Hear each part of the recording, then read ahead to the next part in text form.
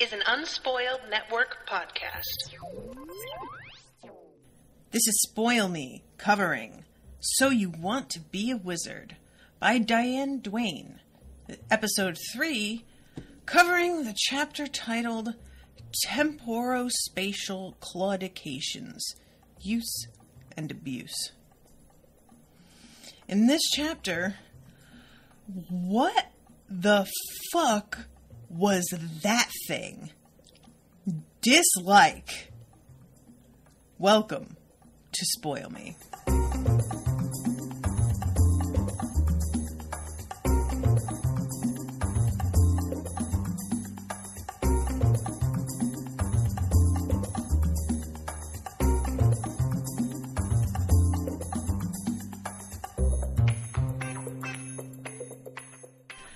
Welcome to the show, everybody. I am Natasha, and I am here on Crowdcast Live with Devin Mathews, who commissioned this episode. Thank you very much, Devin.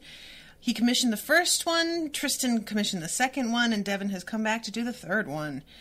And, yeah, it looked like when I checked the page numbers on my Kindle, this chapter by itself was 50 pages. So I decided to just do this one. It was like almost exactly.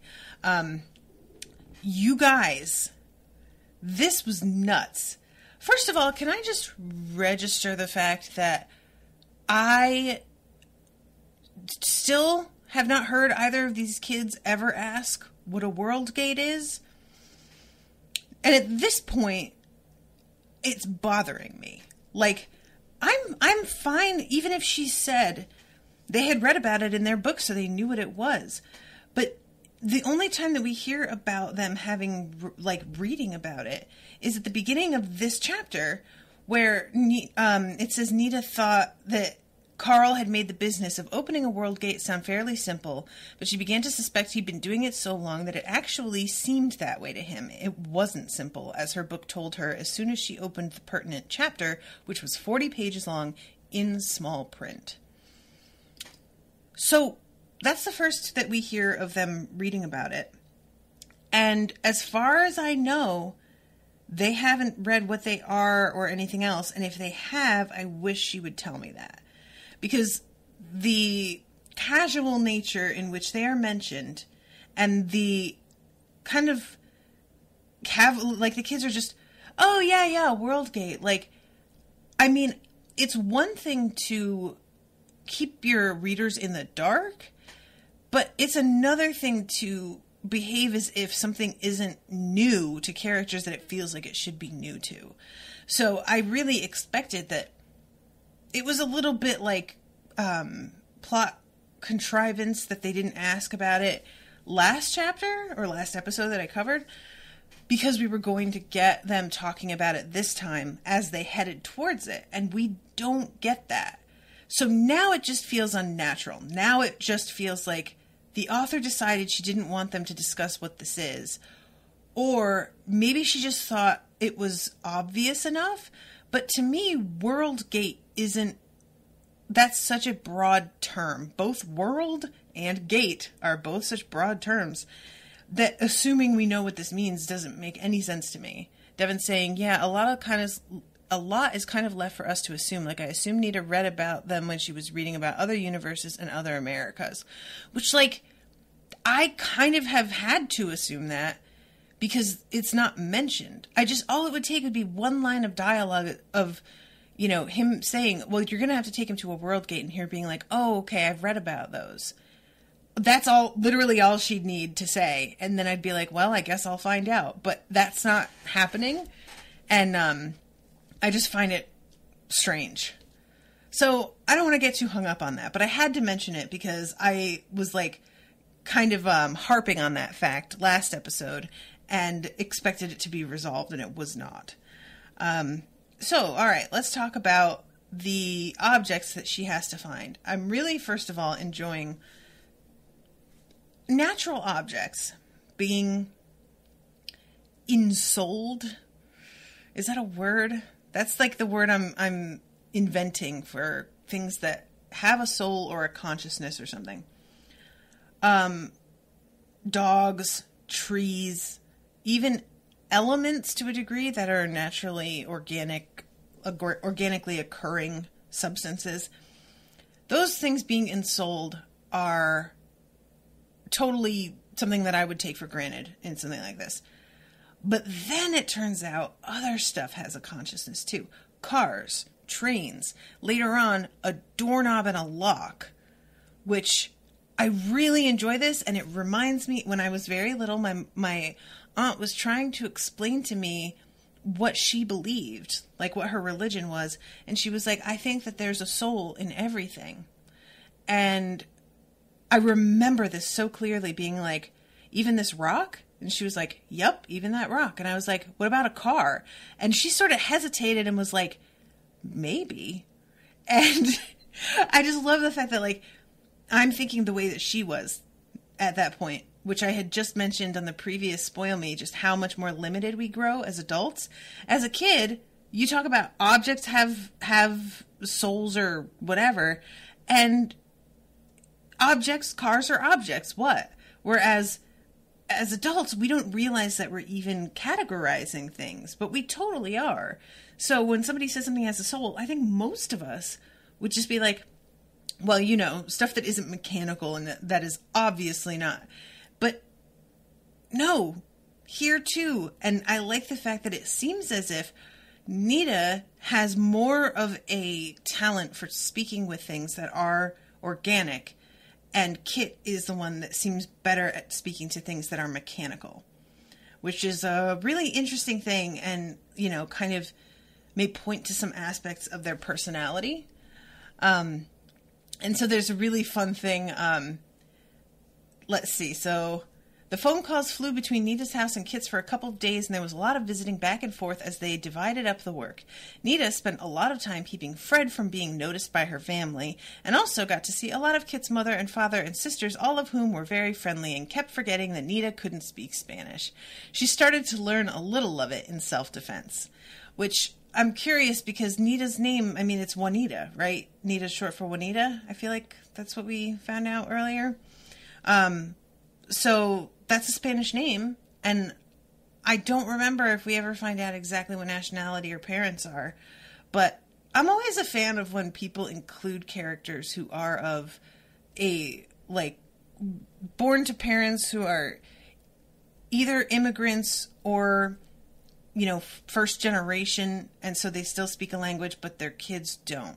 Because that's my situation, and I don't feel like it gets brought up enough how strangely trapped between things you can feel when you look and sound like you belong to this, like, part of this culture, and you don't. Or at least you don't feel like you do. And I say look and sound, even though I didn't speak Spanish, so sound may be not accurate, but I think when I said sound, what I really meant was, like, if somebody were telling you who my dad was, you would assume. So the fact that she doesn't speak Spanish, but Kit's whole family does, and I assume Kit does, and that, you know, they both are Spanish, but they don't have the same situation with the way that they live. I like that being addressed, you know. So, and her dog, Kit's dog told her the brand of dog biscuits it could never get enough of. She began bringing them with her when she visited. The dog spoke the speech with a Spanish accent and would constantly interrupt Kit and NITA as they discussed who should do what in the spelling. Kit wound up with most of the broken work since he had been using the spoken work, since he had been using the speech longer and was better at it. NITA picked up the supplies. So I'm enjoying, first of all, how bizarre the things are that they need. And I'll get to it later, but when she goes into this little junk shop, she's trying to find a silver fork, specific, like a real silver, not stainless steel, actual silver, which she does find one, and because it's all, like, bent and messed up, it's only $1. Pretty good deal for silver. Yeah, not bad. And she's talking to Fred about it, and he's managing to, like, keep himself really low profile, and I wasn't sure how that worked, if they just flat out saw him and other people didn't, which I think is what I assumed last episode, but it turns out he can make himself really, really, really tiny, so he just looks like a mote of dust, which is fun. And she's talking to Fred about what's going on, and she says, now all I need is that piece of rowan wood, and then tonight I go over my part of the spells again. You sound worried. Well, yeah, a little, NITA said, getting up. All that week, her ability to hear what the plants were saying had been getting stronger and surer. The better she got with the speech, the more sense the trees and bushes made. So her problem here is that, like, you know, before she'd been able to hear them, she had no qualms about just going and breaking a branch off a tree. Whatever, it's fine. Now, the trees are animate objects with thoughts and feelings and emotions and opinions, and they are alive, and she needs a piece of one, which she likens to just going up to somebody and breaking some of their fingers off. So she has to, like, go and ask for it and hope that the tree is cooperative. And I love that she's thinking all of this, and then Fred says, then you don't get your pen back, at least not for a while, which I don't want to be unfair to NITA here, because at this point it's about more than just the pen. It's also like Fred is kind of messed up by what happened, but they're doing all of this because she wanted her pen back, which is crazy. Girl, let it go. Holy shit. I respect that you want to stand up to your bullies. I respect that you want to be left alone. That's fine. You accomplished that. But, you know, at this point, it's about Fred, I feel like. Except that nobody really frames it that way. NITA doesn't respond to him about, like, his comment here, then you don't get your pen back. And later on, Kit says something like, that better be some pen. Like, really. And Kit doesn't frame it as, well, we really need to do this to help out Fred, which is how I'm thinking about it, in order to keep myself from judging the hell out of NITA for being this crazy. I love pens.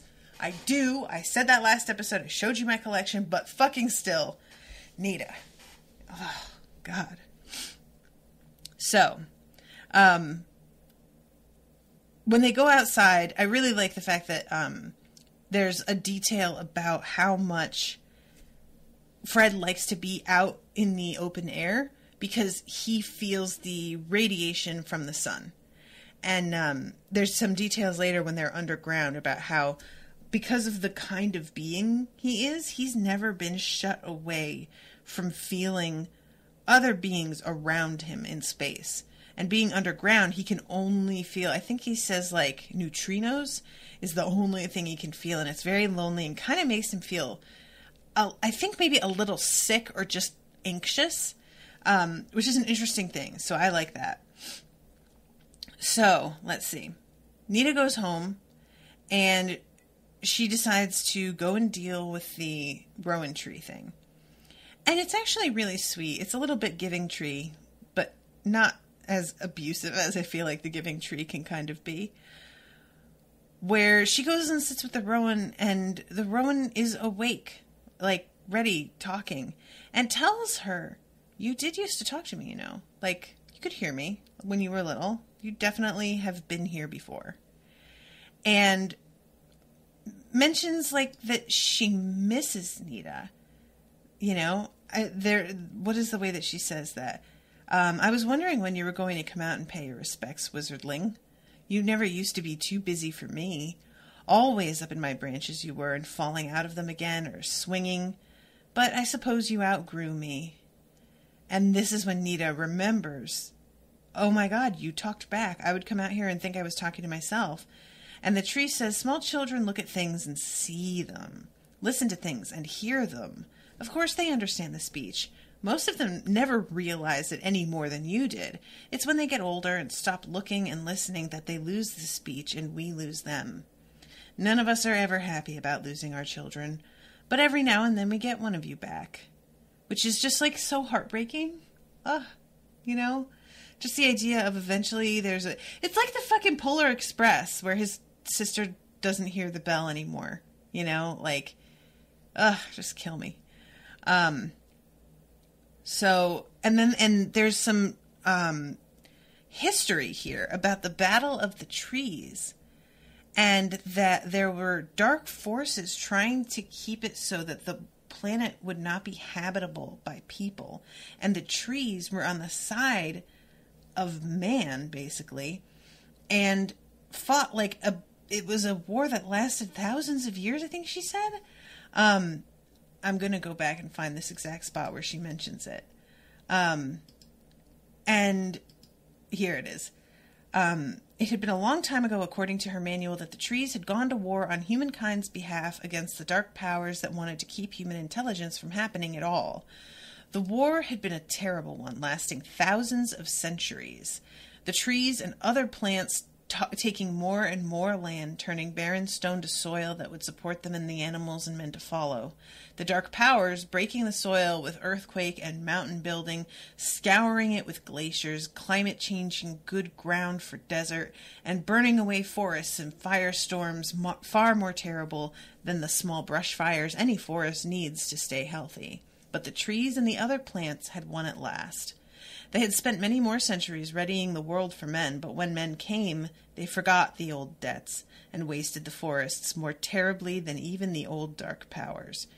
Trees had no particular reason to be friendly to people these days. So yeah, this is some heavy shit. Thousands of centuries, so millennia. And I really like this idea that there was something that just didn't want human consciousness to happen at all. Which is a compelling thought. Like, what does that mean? Why not? What did those forces fear would happen? Because it doesn't seem like the forces were like, you don't know what you're in for, trees. We only want to help you. Because those dark forces were fine with killing trees and doing whatever. So what were they worried about exactly? Which I just really want to know. And also the idea, because once she's talking to the Rowan, and she is mentions the war and the fact that we weren't kind to you, and if it weren't for the plants we wouldn't be here. The tree says, in any case, we knew what fate was in store for us. It was written in the book. And NITA says, you knew we were going to start just destroying you? How could we do otherwise? You are our children. And the Rowan says, we're in the book together after all. Don't you think that we wrote enough in the rock and the soil in our day? And we still do. We have our own lives, our own feelings and goals. Which is such a cool thought. I just really want to know more about this. And I'm pretty sure that NITA also wants to know more about this. But yeah, there's she makes some examples about the way that her roots dig down into the ground, and the ground doesn't like being intruded upon, or how it, they take water, or all of these things that they also do and use what's around them. And if everything around is alive in its way, there's no way to live without having an effect or a need that includes something near you that may not want to be part of it, but too bad, that's how it is. And that feels more true than anything to me, that instead of, she could have written this so that it was, oh, well, we all know that we need to work together. And that's not really it. It's more, well, sometimes you're uncomfortable and sometimes bad things happen, and that's just kind of how it goes. Oh, well, not, oh, we're all super aware of how much we depend on one another, and there's this altruistic community and harmony to it. No, it's just, yeah, we know, we do things sometimes that are not comfortable, and those things have to deal with it, so we have to deal with you guys, and that's how it is.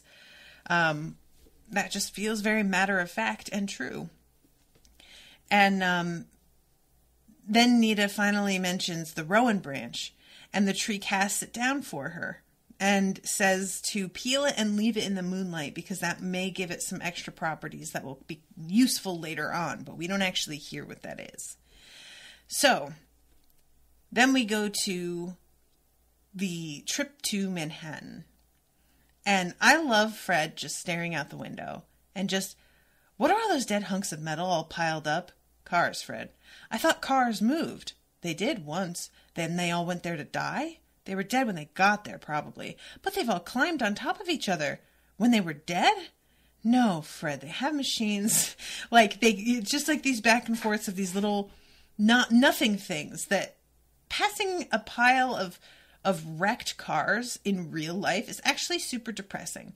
If you're in an area that has a bunch of wrecked cars, it's usually an area that's like on the outskirts of a city, and things are dirtier and more run down, and there's lots of like warehouses, and everything is just kind of a bummer.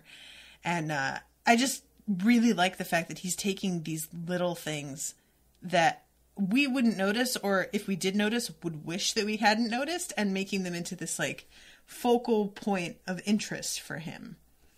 And let's see, bristlecone pine. I'm going to talk about this. These are the things they need for the spell. You ready? A lithium cadmium battery, 8.5 sugar cubes, pine cone, bristlecone pine, aspirin, a fork, a rowan branch. And I think at one point they have they have a handle of a broken teacup. What?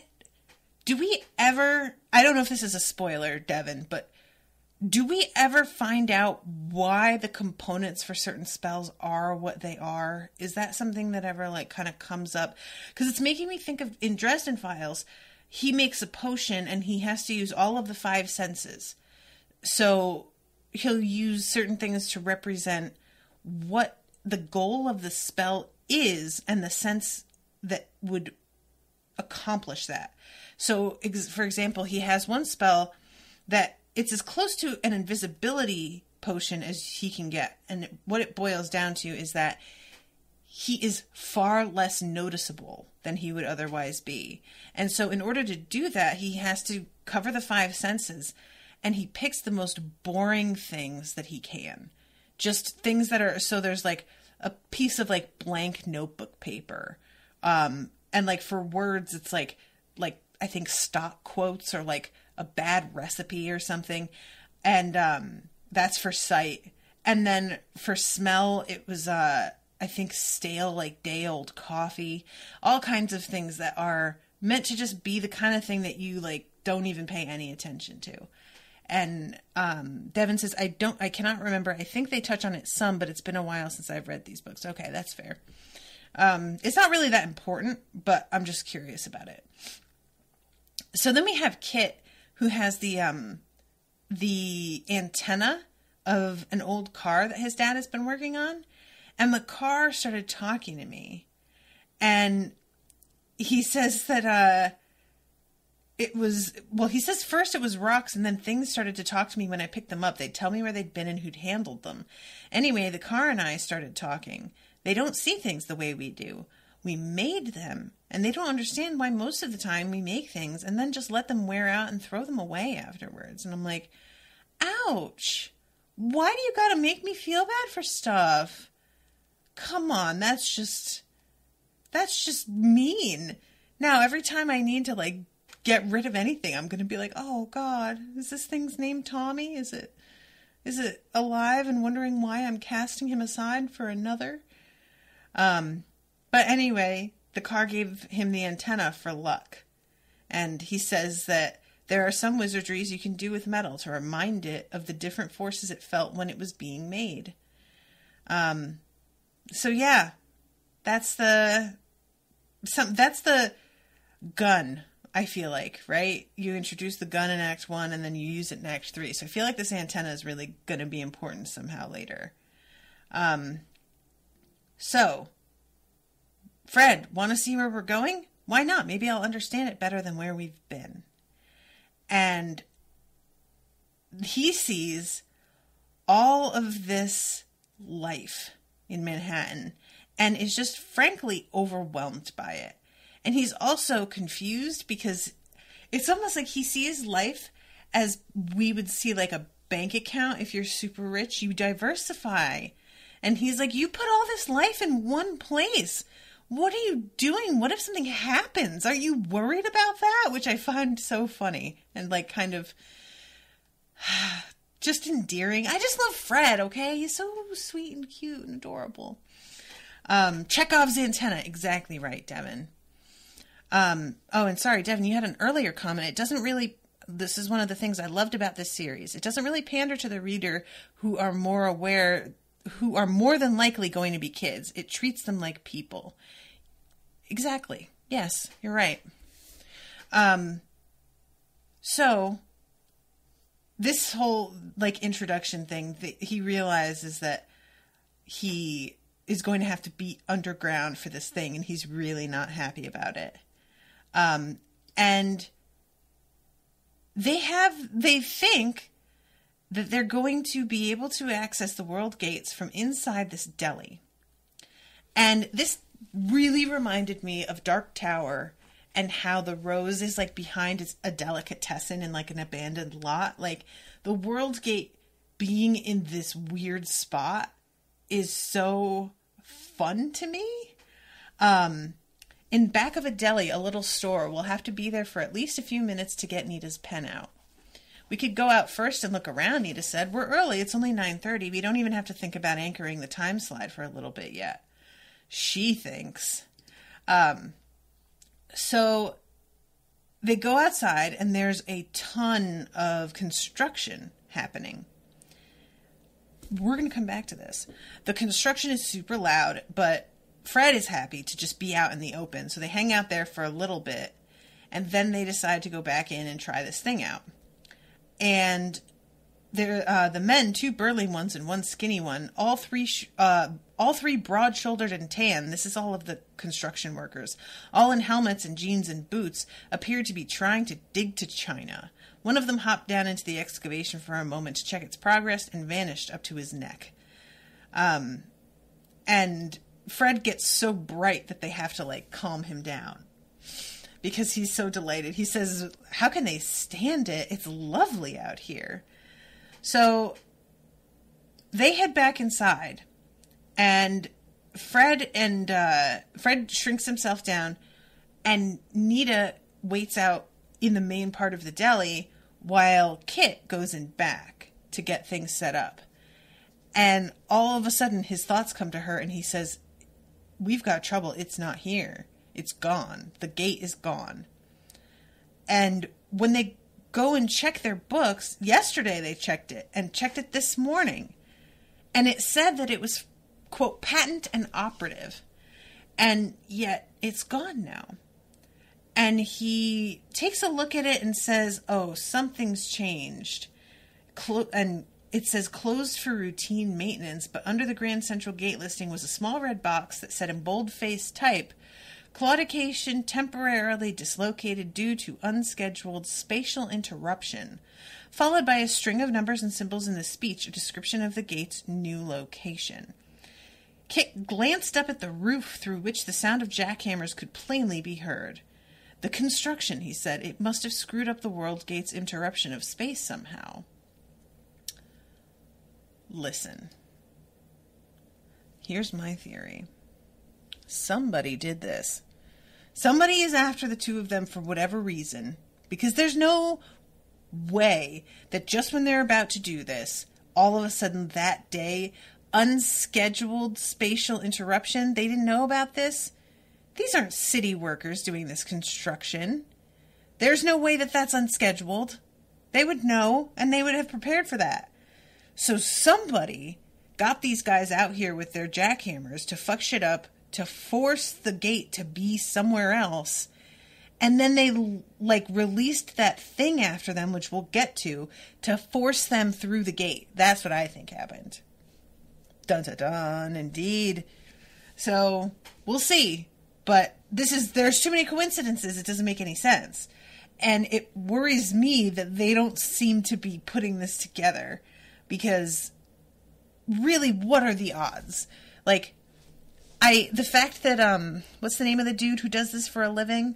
That he didn't mention to them that this could happen, that it'll just move sometimes, makes it feel to me like this is a really unusual occurrence. This is not something that happens all the time. So if he doesn't mention, like, hey guys, you know, maybe the day of, you should double and triple check because sometimes things happen. I feel like this is a rare thing. And yeah, I just want them to be like, I just want them to be thinking with their brains. That's all I'm saying. So they find the gate. It's going to be 60, 70 stories straight up from here. In other words, because when he said that, I was thinking, same building, different, you know, floor. And I wasn't entirely sure why they were so upset about it, because then just go to that floor. But what he meant was straight up from here where we are standing in the open street. In other words, it's in the middle of the air. So she comes up with an idea. Well, we make shields to protect ourselves from these bullies by making the air solid around us. What if we made the air solid and walked from the top of the closest building to the gate? Which is crazy pants, and I hate it. I don't think there is any adequate way to express how much I hate heights. Heights... Listen, I'm not afraid of a lot of things. I can get anxious, I can get nervous about certain things. But heights are one of those things that I lose all rationality. I'll lose the ability to talk. Like, it's not... It's like my lizard brain entirely takes over. And I did this, like, retreat center thing where we went and did, like, a bunch of trust exercises and zip lines. And weirdly, zip lines, you're in a harness, you're like... And that didn't bother me so much. But there was one thing where you climbed, like, 40 feet into the air on the... it was in the redwood forest. So it was, like, these... What do you call them? Ladders that were, like, attached to trees. And there would be a platform way up high. And the platform had a 2x4 coming off it. Another, like, 4 feet. And you had to walk to the end of the 2x4. And just far enough out that you couldn't reach it unless you jumped was a trapeze. And I still had a harness on for this. There was a net below it. Everything. And I was there with a group of like 12 people, I think. Every single person was able to get to the end of that 2x4 and jump for that. I couldn't do it. I was the only one. I got halfway out, I think, on that thing, and I just froze up. That kind of fear is just, there's nothing. So this whole description of this thing that they decided to do, and she looks down, which, one, why would you do that? But also, two, how could you not, right? How could you not? You're walking on fucking air. Of course you're looking down, because that's crazy. I just couldn't. Oh, it gave me so much agita. So once I realized, like, it wasn't in the building, that they had to, like, walk, I was like, oh, this is going to be fucking awful. And that's what the cover of the book is that I have, the Kindle version. It's them walking on this air bridge. But, you know, of course I don't know what that is at first, so I'm just like, oh, that's weird. Are they, like, it looked almost from the book cover like they were being beamed up somehow or something. But no. So in order to get into this building, and I appreciate this being addressed as well, if you're in Manhattan and it's a skyscraper, you don't just get let in. Like, there's security. Even before 9/11, there was security. Now, forget it. And they have to figure out a way to distract the guards because they need to get to the elevator. So they have Fred do it, who is very obliging about it. And I love Fred's like, well, now that you mention it, I have been feeling the need to burp. And he burps up a cactus in a pot, which the noise alone is enough to distract these two security guards. But also, they're really startled at the fact that the cactus is a live thing. Like, they didn't know that he could emit something that was alive. And when they mentioned that to him, he says that he didn't know either, which that feels like a red flag. And I'm not really sure why. I feel like it maybe shouldn't be, but it does seem to me that if he's suddenly doing things that he didn't know he could do, that's a warning, right? Of something. Something's being weird. So yeah, let's see. And NITA has to ask him to also grab the keys off of one of the guards and not swallow them. And he does. He manages it. He says, I made a mistake once, but I don't know that I know that I won't make it again. But yeah, I didn't know either, Fred said, sounding unsettled, and I'm not sure I like it, is his response to the live cactus. So they get on the elevator, and it opens at the top of where there's like a restaurant, and there's nobody there. And this was the part where I already, I'm figuring something has to go wrong with this plan, but when we get to the point where the gate's in a different place and they have to walk on an air bridge to get to it, I'm figuring that's the thing that's wrong with this plan. That, this is, and once we overcome this, we'll succeed in whatever we're trying to do. How wrong I was. So, they discuss how they're going to get back and leave the keys that they stole from the guards so that they wouldn't have to, explain, they wouldn't start looking for who stole the keys. It would just be the guard thinking that he had misplaced them for a moment. So they slipped off the elevator just as it chimed and its doors shut again. Probably the guard had called it from downstairs. The corridor off to the left was featureless except for one door at its very end. Helipad access, the door said in large red letters. NITA tried the knob, then let her hand fall in exasperation. Locked. Crud. Well, wait a moment, Kit said, and tried the knob himself. This is my favorite. I love this. You don't really want to be locked, do you? He said aloud in the speech very quietly. Again, NITA was amazed by how natural the wizard language sounded when you heard it, and how nice it was to hear, as if after being lost in a foreign country for a long time, someone should suddenly speak warmly to you in English. You've been locked for a couple of days now, Kit went on, his voice friendly and persuasive, not casting a spell, just talking, though in the speech the two were often dangerously close. It must be pretty dull being locked, no one using you, no one paying any attention. Now, we need to use you at least a couple times this morning, so we thought we'd ask, said the lock, and the knob turned in Kit's hand. Thank you, he said. We'll be back later. He convinces it to open because it's bored. I love it. As the door swung to behind them and locked itself again, there was a decidedly friendly sound to the click. This is the most... he's making friends with the door. And listen, I love it. I'm here for it. What a weird thing. It's so great. And he talks about how he figured out that he could do this. Was his mom locked her keys in the car at the grocery store the other day, and he was with her, and he just was talking to the car, come on, open up. And it did, and he almost fell over.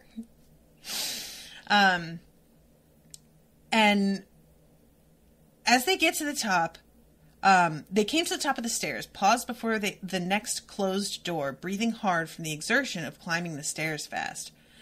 Probably he knows if he's looked back at his book this morning, NITA said. She's talking about Carl and whether Carl knows that the gate has moved. Look, before we do anything else, let's set the time slide. This is a good place for it. We're out of sight. When we're tired of running around the city, we can just activate it and we'll be back here at 11:15. So this is when they pull out all of the stuff plus the innards of a dead pocket calculator and the handle of a broken glass teacup. So they do the spell, and this is really fun. NITA almost loses it because the spell for setting the time, she feels and hears and sees everything that would happen for miles and miles around at 11:15. Which is too much, of course. Her brain can't handle it. And it's the kind of thing that I feel like if it had gone on any longer, it might have broken her brain. Which, I like this as a side effect because time travel should be uncomfortable and difficult. If it's too easy, and I'm sure if Carl can just sell time, there must be, to a degree, you get used to this sort of feeling if people are doing this kind of thing often. But nevertheless, I would think that those sales mostly go to people who are like in an emergency situation and wouldn't just do this for the sake of it. I might be wrong though. But yeah, she's a little like not feeling great at this point.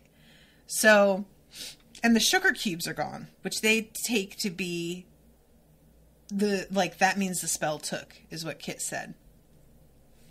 All right, here comes the thing. Crack went something against the door outside, and Nita's insides constricted.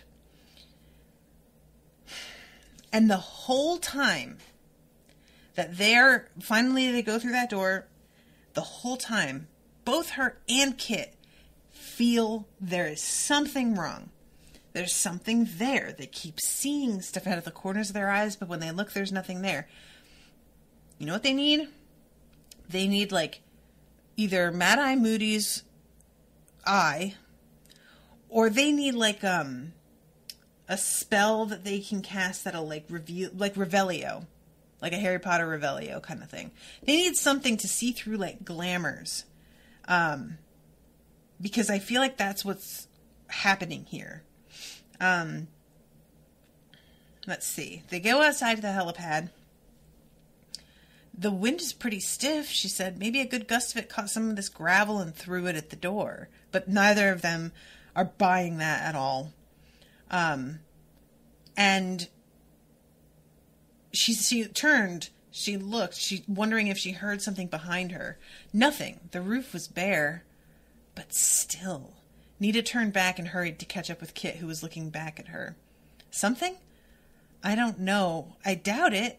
You know how you see things out of the corner of your eye, movements that aren't there? I thought maybe the door moved a little. And I hate this so much. So he does the spell, and it opens the gate, which, like, just sounds so strange. Puckered, roughly oblong, vaguely radiant, an 8-foot scar on the sky. The world gate about 100 feet out from the edge where they stood and maybe 30 feet below the heliport level. So not only do they have to walk on a tiny air bridge that air bridge doesn't have any fucking railings, does it? Nope. Should have built some railings. That's what you should have done, Nita. But also it's sloping down, which I dislike even more than anything. I hate this. I hate this. I hate this. I hate this. I hate this. Now all we have to do is get to it. Nita picked up the Rowan wand, which for the second part of the spell would serve as a key to get the pen through the world gate and out of Fred. She tucked the wand into her belt, leaned on the railing, and looked out at the air. And this is when she casts the spell. And what you do is you appeal to the memory of the air. This is so cool. I want to know where the fuck these writers come up with this stuff. Air, like the other elements, had a memory and could be convinced in the speech to revert to something it had been before. It was this memory of being locked in stone as oxides or nitrates, or frozen solid in the depths of space, that made the air harden briefly for the shielding spell. Nita started that spell in its simplest form, and then went on into a more formal one, as much a reminiscence as a convincing. She talked to the air about the old days, when starlight wouldn't twinkle because there was nothing to make it do so, and when every shadow was sharp as a razor, and distances didn't look distant because there was no air to soften them. The immobility came down around her as the spell began to say itself along with Nita, matching her cadence. So she's casting this spell. It's working better than usual, faster, she thought. Maybe it's all the smog here. The air's half solid already. I don't care for it. It's working better than usual because somebody's setting you up. That's what I think. I think it's working better than usual because somebody is setting her up. And Kit whispered something, but she couldn't make out what and didn't want to try. And I really want to know what he's saying. But I guess it's just him trying to get her attention. And it turns out that the spell has actually worked. There is a bridge. And she gets on there, and this is when he says, this better be some pen. She gets onto the bridge, and, she's really nervous about it, of course, but it seems totally solid. So then she gets there, and she has to hold out her Rowan wand and get Fred to, connect to it. And halfway out, something went whack into the walkway. Nita jumped, lost her balance, and staggered back into Kit. I think it was a pigeon, said Nita, not caring whether Kit heard the tremulousness of her voice. A pigeon? No. Something's going on. I'm almost wondering if there aren't two separate forces at work here that are fighting with each other. Because it feels like somebody was trying to knock them off. And the other is trying to get them, force them through the door. I don't know. Or maybe it tried to knock them off it, and that didn't work, so they sent the other things intended, and maybe it wasn't intended to force them through the door. Maybe they thought they'd just fall off and not risk going through the door. But I don't know. So yeah, she gets there, she starts the spell, and this is she says, finally my pen. But somehow the thought didn't make Nita as happy as it should have. Girl, you better shut the fuck up. Listen. Don't you dare. Well, now the pen doesn't sound that great. You are 100 fucking feet in the air and in Manhattan because of this bullshit. Don't you start now. Shut up. Stop it. The uneasy feeling that had started in the stairwell was still growing. She glanced over her shoulder at Kit. Beside her, Fred hung, quietly waiting. So this is when she starts the thing. This is a retrieval, she said in the speech. Involvement confined to a pen with the following characteristics. And then Meshed Zane 6.3, and she gets cut off. The note of pure terror in Kit's mind voice caused Nita to do the unforgivable. Break off in the middle of a spell and look over her shoulder. You ready for this? Da-da-da-da-da-da. Shapes were pouring out of the little glass shelter building, which had been empty, and was still somehow empty even as Nita looked. She got a first impression of grizzled coats, red tongues that lolled and slavered, fangs that gleamed in the sunlight, and she thought, wolves. But their eyes changed her mind as 10 or 12 of the creatures loped across the roof toward the transparent walkway, giving tongue in an awful, mindless cacophony of snarls and barks and shuddering howls. The eyes, people's eyes, blue, brown, green, but with almost all the intelligence gone out of them. Nothing left but a hot, deadly cunning and an awful desire for the taste of blood. From her reading in the wizard's manual, she knew what they were. Perytons. Wolves would have been preferable. Wolves were sociable creatures. These had been people once, people so used to hating, that at the end of life they'd found a way to keep doing it by hunting the souls of others through their nightmares. And once a Peryton caught you... So this thing comes at them. I was kind of hoping that she'd build an air wall between them and the thing. But I really don't know how Perytons work. So I don't know if that would have slowed it down or anything. She looks back and says the stairwell looked empty, but it's still there. So it might not even be a solid. Is it a concept? Is it a spirit? So I'm thinking in terms of physical defenses, but that might not do anything. So finally, Kit grabs her and says, jump through and break the spell. And she yells, come on, Fred. And they jump through the gate as she breaks the spell of the bridge. For a fraction of a second, she caught the sound of screams other than her own, howls of creatures unseen but falling. So there must be some physicality to it, because she broke the spell of the bridge and they fell. So if it wasn't like, then it'd be able to just kind of float along. So maybe an air wall would be able, but, creating an air wall, that took her real concentration and some time. And that I don't feel like that is something that she could do quickly. Although it does say earlier in the chapter that she had learned the spell for defense from Joanne and her crew, that she could say the words in a matter of seconds. So maybe it's like the combo of that she's got this bridge going already, trying to do that as well. It would be too much. Or, you can say the words, but will the energy hold out for long enough? And even if that's the other thing, I didn't really think about this, but even if she put the wall up and it didn't get at them, then what? They'd still have to go through the gate. There's no way to get away from this thing. The way to get back is to go the way that they came. So it would have kept them from maybe being attacked, but they'd be trapped. So it wouldn't really do them all that much good. So yeah, so that's where the chapter ends, guys. So they're falling through a world gate, and I have no idea what that means. Where they're going to win. The thing that I keep thinking is that it's an alternate dimension, alternate reality thing. But that might not be it at all. It might be a totally other world. It might be, Wrinkle in Time kind of thing, where it's maybe it's another dimension, maybe it's another planet. It's kind of hard to tell. So, yeah, I'm very interested to find out where the hell they wind up.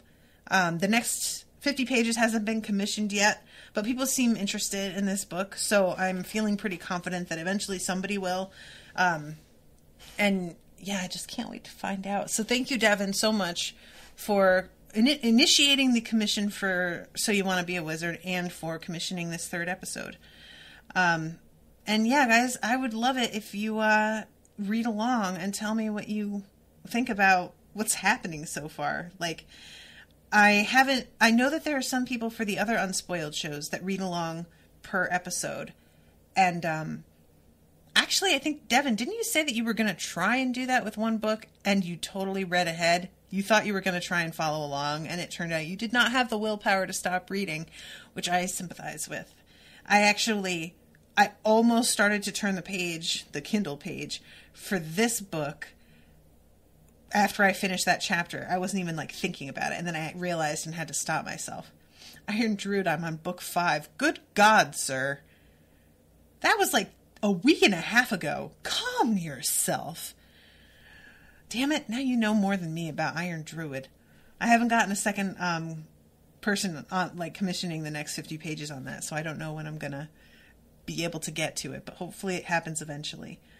All right, everybody. Well, I think that's it. Devin, is there any question you had for me on this before I wrap it up? And just a reminder to everybody that the next episode that's going to be going up is the Veronica Mars episode 3. And that's going to be the next 4 episodes of Veronica Mars. They're all happening on Tuesdays at 3 or 4 o'clock Central Standard Time, live on Crowdcast. So if you're interested in coming to those, you can find the events on facebook.com/unspoiledpod/events or unspoiledpodcast.com/events. All right, Devin has no questions. So with that, I will wrap up. Thank you all so, so much for listening to the show. I hope that you're enjoying everything. And until next time, toodaloo, motherfuckers.